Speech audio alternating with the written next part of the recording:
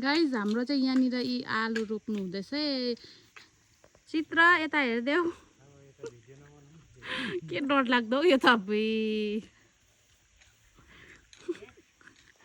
चित्रले चाहिँ यहाँ खन्दैछ हो। यहाँ चाहिँ यता बाबाले रोप्नु हुँदैछ आलु, दादाले खन्नु हुँदैछ।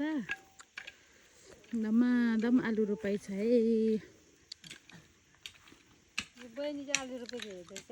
बहिनी चाहिँ यहाँ रमिता हेरिराखेको छ। कान्छु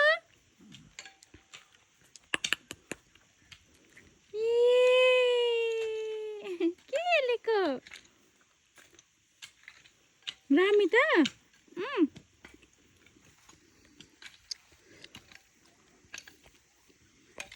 यसरी रोप्छ है आलु चाहिँ। नदेख्नु भएकोहरूले चाहिँ सिलौटो दामी दामी निस्केछ नि। सिलौटो पनि निस्क्यो अरे।